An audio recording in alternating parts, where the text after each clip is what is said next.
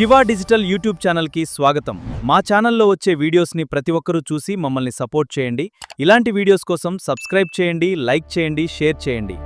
July 22, 2026 నాటి current affairs మరియు global updates విశ్లేషణకు స్వాగతం. ఈరోజు ప్రపంచవ్యాప్తంగా అలాగే మన దేశంలో జరుగుతున్న కొన్ని అత్యంత ఆసక్తికరమైన, సంచలనాత్మకమైన పరిణామాలను డీకోడ్ చేద్దాం.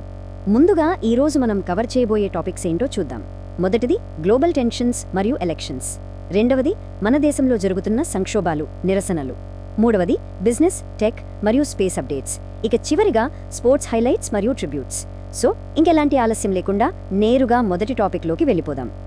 సరే, మన మొదటి సెక్షన్ ప్రపంచ ఉద్రిక్తతలు మరియు ఎన్నికలు, మారుతున్న అధికారాలు, పెరుగుతున్న తీవ్రత.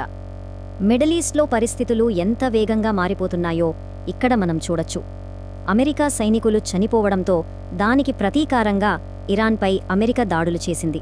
దానికి కౌంటర్గా అమెరికాకు చెందిన MQ-9 రీపర్ డ్రోన్ను కూల్చేశామని ఇరాన్ ప్రకటించింది. అక్కడితో ఆగకుండా ఏకంగా జోర్డాన్పైకి ఇరాన్ క్షిపణులు ప్రయోగించడం. ఇవన్నీ చూస్తుంటే అక్కడ టెన్షన్స్ ఏ స్థాయిలో పీక్స్కి వెళ్లాయో స్పష్టంగా అర్థమవుతోంది. అయితే ఈ దాడుల ఎఫెక్ట్ కేవలం వార్ జోన్కే పరిమితంగా లేదు సుమా. గ్లోబల్ సప్లై చైన్ అలాగే పౌరుల ప్రయాణాలపై దీని ఇంపాక్ట్ చాలా గట్టిగా పడింది. ఎయిర్ ఇండియా సెప్టెంబర్ వరకు టెలవీవ్ ఫ్లైట్స్ క్యాన్సిల్ చేసింది. UAE ఎయిర్లైన్స్ కూడా బహ్రెయిన్, కువైట్ ఫ్లైట్స్ ఆపేశాయి. ఇంకో షాకింగ్ విషయం ఏంటంటే స్ట్రెయిట్ ఆఫ్ హార్మూజ్ గుండా వెళ్లే నౌకల్లో పనిచేసే నావికులకు ఏకంగా 6 రెట్లు ఎక్కువ జీతం ఆఫర్ చేస్తున్నారు. దీన్ని బట్టి అక్కడ రిస్క్ ఫ్యాక్టర్ ఎంత ఉందో ఊహించుకోవచ్చు. ఇక మిగిలిన ప్రపంచాన్ని చూస్తే ఉక్రెయిన్లోని ఒడెస్సా దగ్గర రష్యా చేసిన దాడిలో 4 భారతీయ నావికులు చనిపోవడం నిజంగా చాలా బాధాకరం. ఇంకోవైపు సౌత్ చైనా సీ వివాదంపై ఫిలిప్పీన్స్ రాయబారికి చైనా సమనులు జారీ చేసింది. అలాగే అమెరికా విషయానికొస్తే వాళ్ళ F1J1 వీసా రూల్స్ మార్చారు. సెప్టెంబర్ 15 లోపు స్టూడెంట్స్ తిరిగి రావాలని చెప్పడం, ఇవన్నీ గ్లోబల్ డిప్లొమసీలో ఉన్న అస్థిరతను కళ్లకు కట్టినట్లు చూపుతున్నాయి. ఇక ఇక్కడ కనిపిస్తున్న ఈ 50% అనే నంబర్ మామూలు నంబర్ కాదు. ఇది కెనడా పైన డొనాల్డ్ ట్రంప్ ప్రతిపాదించిన భారీ టారిఫ్స్. ఈ ఒక్క ప్రకటనతో గ్లోబల్ ట్రేడ్ మార్కెట్ ఒక్కసారిగా ఉలిక్కిపడింది. దీనివల్ల కెనడా ప్రధాని మార్క్ కార్నీ ఆధ్వర్యంలో వాణిజ్య చర్చలు చాలా సీరియస్గా జరుగుతున్నాయి. ఇది భవిష్యత్తులో గ్లోబల్ ఎకనామీని బాగా ప్రభావితం చేసే అంశం. అటు యూరప్లో కూడా భారీ మార్పులు జరుగుతున్నాయి. యూకేలో లేబర్ పార్టీ లీడర్ యాండీ బర్న్హామ్ కొత్త ప్రధానమంత్రిగా పగ్గాలు చేపట్టారు. కానీ ఇక్కడ మనం మాట్లాడుకోవాల్సిన మరో ఆసక్తికరమైన విషయం ఒకటుంది.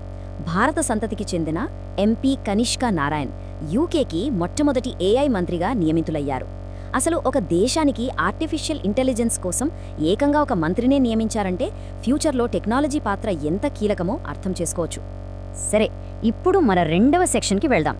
జాతీయ సంక్షోభాలు మరియు నిరసనలు, జవాబుదారీతనం మరియు ప్రకృతి విపత్తులు. మన దేశంలో ఇప్పుడు హాట్ టాపిక్గా మారిన నీట్ వివాదం గురించి చూద్దాం. ఇక్కడ ప్రధానంగా 2 వాదనలు బలంగా వినిపిస్తున్నాయి.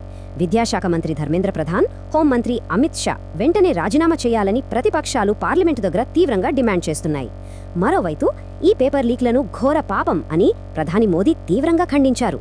భవిష్యత్తులో ఇలాంటి లీక్లు జరగకుండా ఆపడం తమ జాతీయ బాధ్యత అని ప్రభుత్వం చాలా స్పష్టంగా చెప్తోంది. అయితే ఈ నిరసనలు కేవలం పార్లమెంటు దగ్గరే ఆగిపోలేదు. ప్రధానమంత్రి నివాసం బయట జరిగిన భారీ నిరసనలో ప్రముఖ రాజకీయ నాయకులు రాహుల్ గాంధీ, ప్రియాంక గాంధీ, అఖిలేష్ యాదవ్లను పోలీసులు అదుపులోకి తీసుకోవడంతో రాజకీయ వాతావరణం ఒక్కసారిగా వేడెక్కింది. జవాబుదారీతనం కోసం పబ్లిక్ ప్రెషర్ ఏ రేంజ్లో ఉందో చెప్పడానికి ఇదొక బెస్ట్ ఎగ్జాంపుల్. ఇదిలా ఉంటే ప్రకృతి విపత్తుల వల్ల జరుగుతున్న నష్టం గుండెల్ని పిండేస్తోంది. అస్సాం వరదల వల్ల ఏకంగా 5,65,000 మంది నిరాశ్రయులయ్యారు. మన ఇండియన్ ఆర్మీ ఎంతో సాహసంతో 571 మందిని ప్రాణాపాయం నుంచి రక్షించింది. కానీ దురదృష్టవశాత్తు 31 మంది ప్రాణాలు కోల్పోవడం నిజంగా చాలా బాధాకరం. గ్రౌండ్ లెవెల్లో పరిస్థితులు ఎంత దారుణంగా ఉన్నాయో ఈ నంబర్స్ చూస్తేనే తెలుస్తోంది. ఈ జాతీయ విషాదాలకు తోడు సిక్కింలో మరో దారుణం చోటు చేసుకుంది. నిర్మాణంలో ఉండగా కూలిపోతున్న ఒక టన్నెల్ లోపల ప్రాణాంతకమైన మీథేన్ గ్యాస్ లీక్ అవ్వడం వల్ల 10 మంది అమాయకులు చనిపోయారు. ఇలాంటి ఇన్ఫ్రాస్ట్రక్చర్ ఫెయిల్యూర్స్ వల్ల భద్రతా ప్రమాణాల మీద మళ్లీ పెద్ద ప్రశ్నార్థకం తలెత్తుతోంది. ఇక టాపిక్ మారుద్దాం. మన 3వ సెక్షన్ వ్యాపారం, టెక్ మరియు అంతరిక్షం, భవిష్యత్తు ముఖద్వారాలు. ఫ్యూచర్ టెక్నాలజీ, ఇన్వెస్ట్మెంట్స్ ఎలా ఉండబోతున్నాయో ఇక్కడ చూద్దాం. ఫ్యూచర్ అంతా AIదే అని మనకు తెలుసు. కానీ అసలు ఈ ఏజెంటిక్ AI అంటే ఏంటి? సింపుల్గా చెప్పాలంటే మనుషుల అవసరం పెద్దగా లేకుండానే ఒక కాంప్లెక్స్ పనిని దానంతట అదే ప్లాన్ చేసుకుని పూర్తి చెయ్యగల అడ్వాన్స్డ్ ఆర్టిఫిషియల్ ఇంటెలిజెన్స్ సిస్టమ్స్ ఇవి. ఒక రకంగా చెప్పాలంటే స్వంతంగా ఆలోచించి నిర్ణయాలు తీసుకునే ఏఐ అన్నమాట. ఖచ్చితంగా ఇదొక గేమ్ చేంజర్. ఈ ఏజెంటిక్ ఏఐ ఇంపాక్ట్ ఎలా ఉండబోతోందో తెలుసా? ఇక్కడ ఈ నంబర్ చూడండి, $3.35 ట్రిలియన్. 2030 నాటికి ప్రపంచవ్యాప్తంగా కన్స్యూమర్ స్పెండింగ్ పైన ఈ ఏజెంటిక్ ఏఐ చూపించబోయే ప్రభావం ఇది అక్షరాల కళ్ళు చెదిరే ఫిగర్.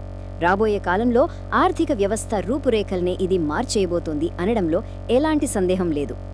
దేనికి తగ్గట్లే టెక్ జైంట్ అమెజాన్ కూడా ఒక సెన్సేషనల్ స్టెప్ వేసింది. 2026 నుంచి 2030 మధ్య కాలంలో మన ఇండియాలో కామర్స్, ఏఐ అలాగే క్లౌడ్ సర్వీసెస్ కోసం ఏకంగా $48 బిలియన్ ఇన్వెస్ట్ చేయబోతోంది.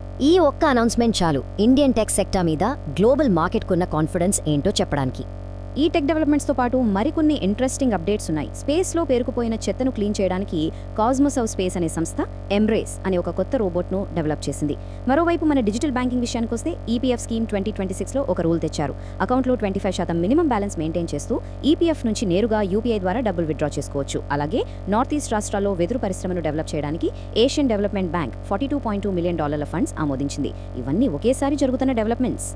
ఇక మనం చివరి సెక్షన్కి వచ్చేసాం. క్రీడా విజయాలు మరియు నివాళులు, గ్లోబల్ ఐకాన్ల వేడుక. స్పోర్ట్స్ వరల్డ్లో జరిగిన కొన్ని గొప్ప మూమెంట్స్ గురించి మాట్లాడుకుందాం. 2026 ఫీఫా వరల్డ్ కప్ ఫైనల్ ఎంత అద్భుతంగా జరిగిందో మనందరికీ తెలుసు. న్యూయార్క్, న్యూజెర్సీలో జరిగిన ఫైనల్లో అర్జెంటీనాపై స్పెయిన్ 1-0 తేడాతో గెలిచి కప్ ఎగరేసుకుపోయింది. స్పెయిన్ టీం తమ దేశానికి వెళ్ళాక దాదాపు 2 మిలియన్ల మంది ఫ్యాన్స్ వాళ్లకి రాయల్ వెల్కమ్ చెప్పారు. ఇంకో క్రేజీ అప్డేట్ ఏంటంటే ఈసారి world cup prize money pool ఏకంగా 65% పెరిగింది. ఫుట్బాల్ క్రేజ్ అంటే అది. కానీ ఈ సెలబ్రేషన్స్ మధ్యలోనే స్పోర్ట్స్ వరల్డ్లో ఒక పెద్ద విషాదం జరిగింది. ప్రపంచ క్రికెట్ చూసిన అత్యుత్తమ ఆల్రౌండర్లలో ఒకరైన legendary cricketer sir Garry Sobers July 2026లో కన్నుమూశారు. దశాబ్దాల పాటు క్రికెట్ అభిమానులను అలరించిన ఆ మహాక్రీడాకారుడికి క్రీడాలోకం బరువెక్కిన గుండెతో నివాళులర్పిస్తోంది. ఆయన లేని లోటు ఎప్పటికీ పూడ్చలేనిది. ఈ విశ్లేషణను ముగించే ముందు ఒక్కసారి ఆలోచిద్దాం.